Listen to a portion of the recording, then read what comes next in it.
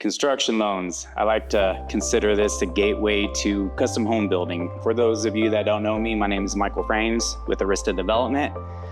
There's a lot of anxiety and angst when clients go looking for their own construction loans. So we definitely want to kind of educate our clients that are looking into getting their own construction loan. So we brought in Diane Tovar with First New Mexico Bank. She's our guru when it comes to financing. I'm basically dealing with the bricks and sticks, and you're the one that's dealing with all the education or the bank financing and the differences between mortgages and construction loans. So yeah, definitely want to chat with you, and welcome to our informational series about construction loans specifically and how this could help out clients building a custom home.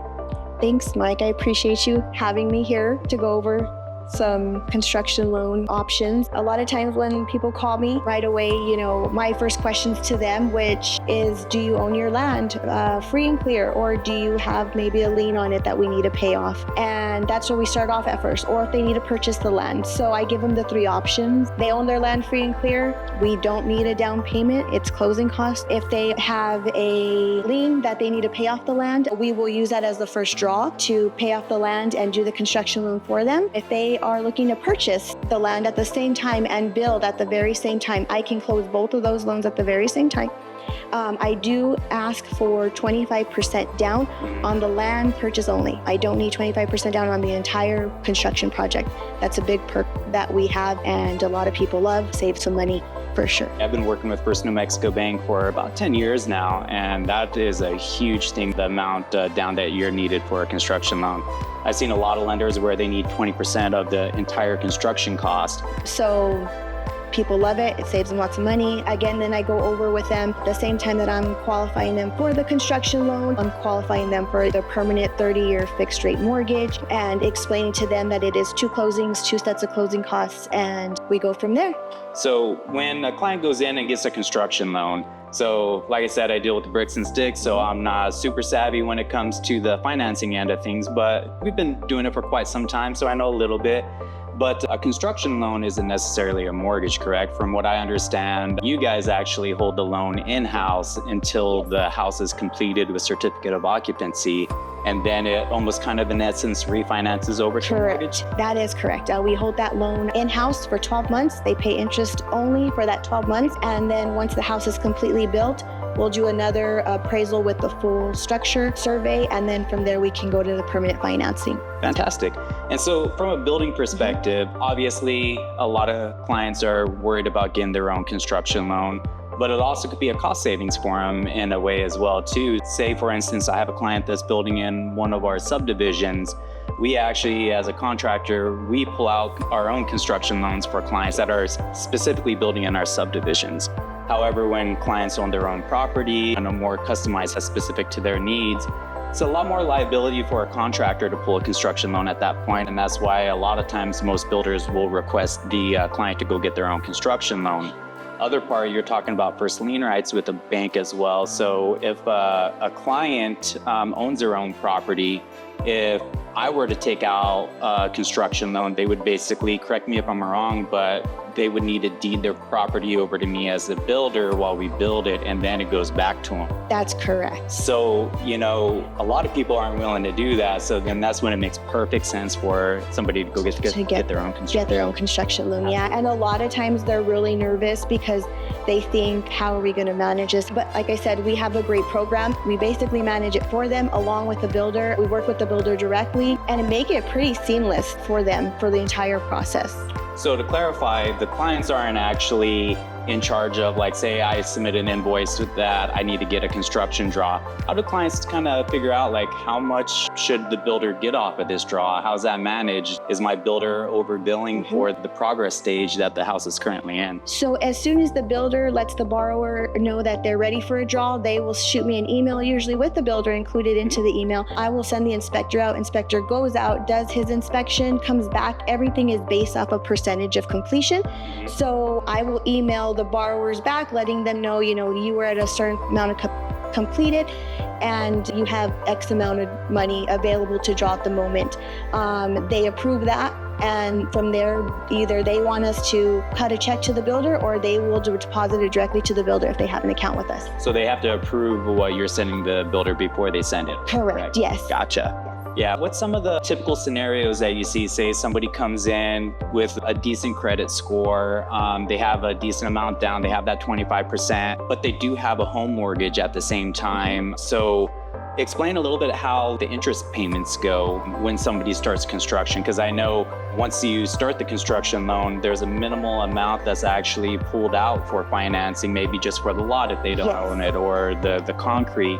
They're not getting charged interest on the whole loan amount up front. And that's a big thing. Everybody likes that because once they do get the construction loan, and it says you draw. So as you draw on your construction loan balance each month or every other month, whatever the case may be, that's how much interest you're paying. So they're not paying interest on the full $500,000 loan right off the bat. So it saves them a lot of money as well, especially working with an experienced builder who actually works with them on the process and to not have to pay an interest payment. And talking about saving money, as a builder, when I pull out my own construction loan, so especially when we get into a more customized plan, obviously interest is based off the duration of the construction project. So if it's a super detailed project that is a massive house with lots of interior finishes, different mechanical work and everything, I, as a builder, have to kind of guesstimate like how long this project is going to take to build. So then I could kind of factor in how much I'm anticipating interest is that I'm going to have to pay as a builder if I had the construction loan.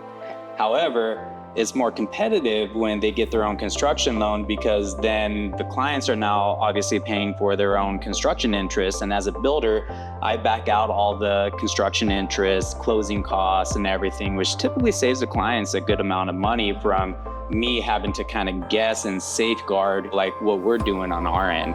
So that is another definitely cost savings that people could do. And what's the typical duration? Say somebody walked in your door today and they had all the required documents that they needed. How long does it typically take to get a construction loan? I can review all their documents probably within that day if they bring me everything. I like to get a look at their entire financial portfolio ahead of time, get them some good estimated numbers if they kind of already have some kind of estimated numbers. And if everything is good to go, I usually can give an approval letter that day. Fantastic.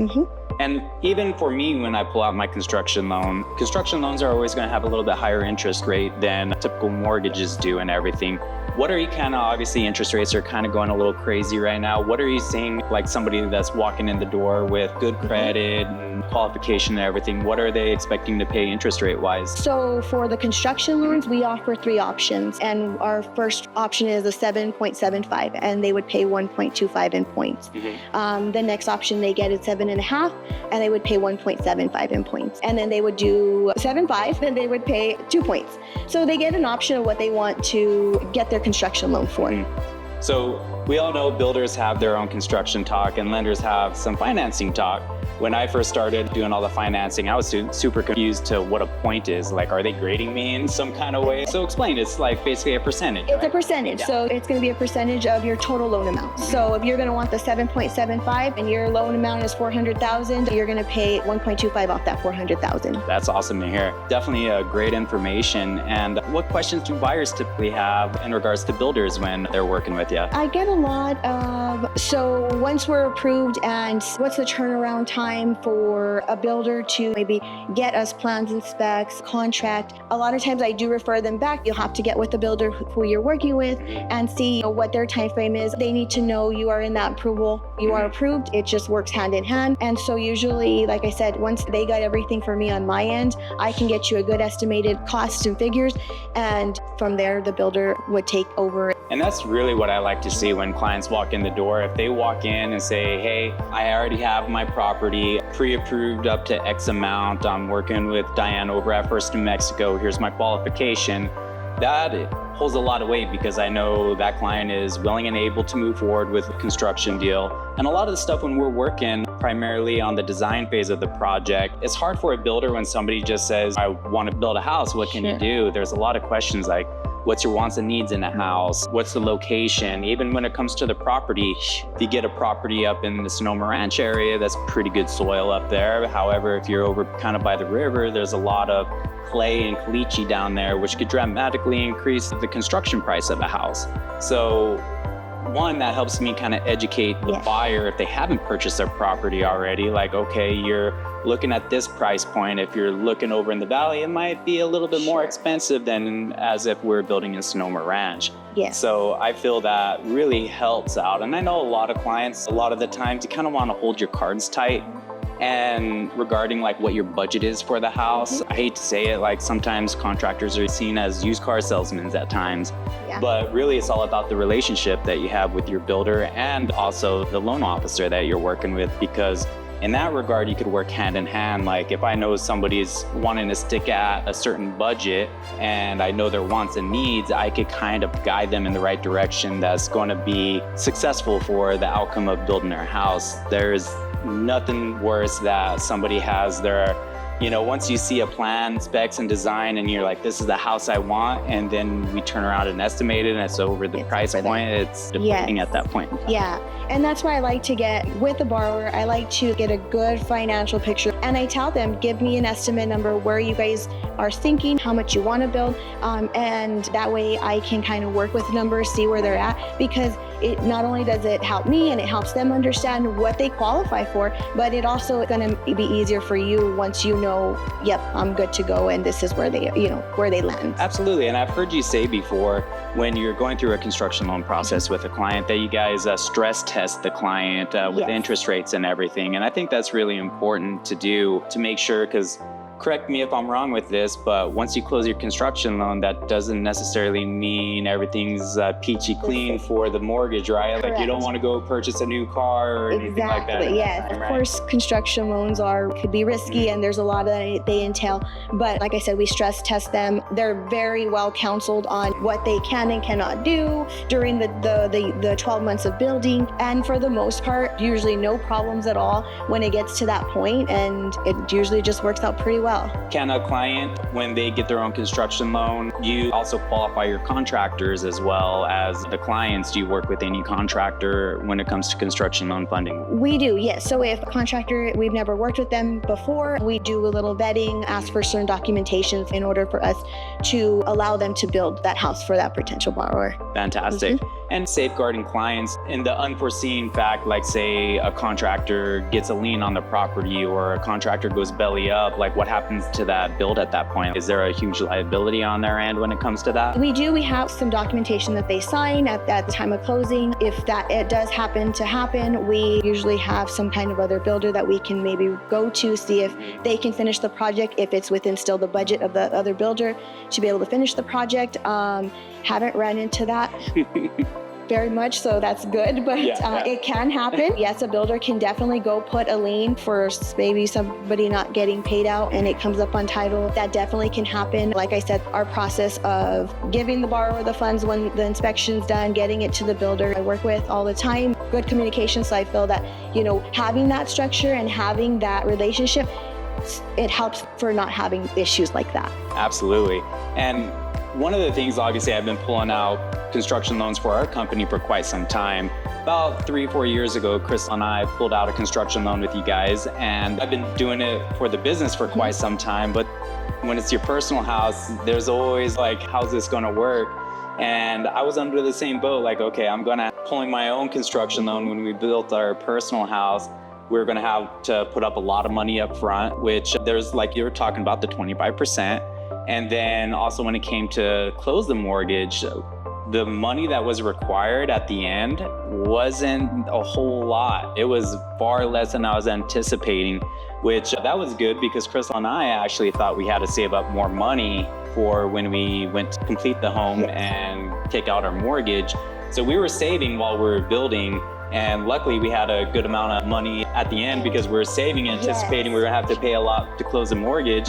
And we had this extra money when we were actually able to buy down points, interest percent at the end. So you can't necessarily buy down points when it's in the construction loan phase, but you still have the flexibility to buy down points when you convert into a mortgage, correct? Yes, that's correct. So once we go to start looking at rates and seeing where the market's at, if borrower has extra money and wants to pay down to get a lower rate, definitely an option for them as well. Like you mentioned, saving money and thinking building a house is going to be, it's expensive. So I kind of compared, borrower asked, what if I went to go purchase a house right now, already built, what would be the closing cost for that? So I gave him that breakdown, and then I told him, yes, you'll have 2 closings, but I gave him the breakdown of both, considering that they're purchasing the lot at the same time, and it's still 2 closings, but it still saved them money. Absolutely. And that's kind of going back to the stress test. I think what happened with us is like during construction, you guys kind of may like overestimate a little bit just to safeguard in case if interest rates go up or anything. And that's why I think we had a little bit more money at the end of the day, because we were stress tested with that. And so like once it actually came to close, things were better than what was stress tested and everything, which was also fantastic to hear.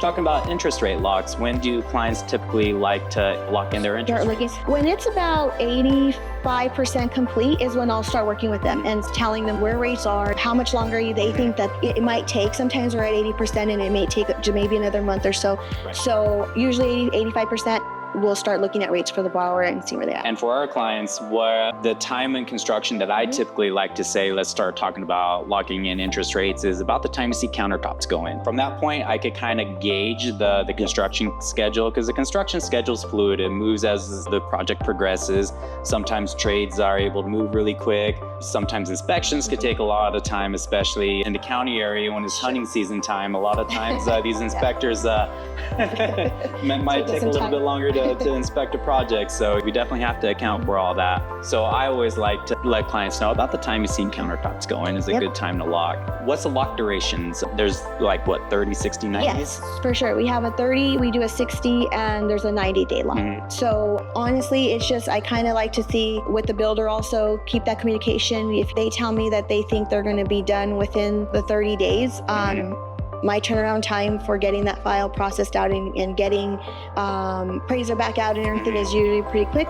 So I'll lock them in at the 30. But if, again, communications of builder and borrower think it's going to take about 60, then we'll look at that. Fantastic. And you kind of gauge that based off of like what you're seeing in the market. Obviously, nobody has a crystal ball. Nobody's going to know what interest rates are going to do. But if you start seeing some market insecurity, you may want to start looking into like maybe a 60 or 90-day lock, but you're typically having a lock, spend a little bit more money when you're stretching out the duration a little bit, correct? Yes, and a lot of times if a builder gets done earlier than the 12 months and we start looking at those rates, they want to see if anything is going to change with the rate. So they have that time as well, that short period of time where maybe they're like, we're going to be ready with the house, it's going to be done, but let's wait another few weeks and see if anything's with the market. And I have that flexibility. Say if they lock in an interest rate and interest action during that time, do they have flexibility to still go down? I usually can lock them in with a different industrial. That's good. Awesome. Yeah. Well, I really appreciate the conversation. I hope everybody learned a little bit. I definitely learned quite a bit talking with Diane from First New Mexico. So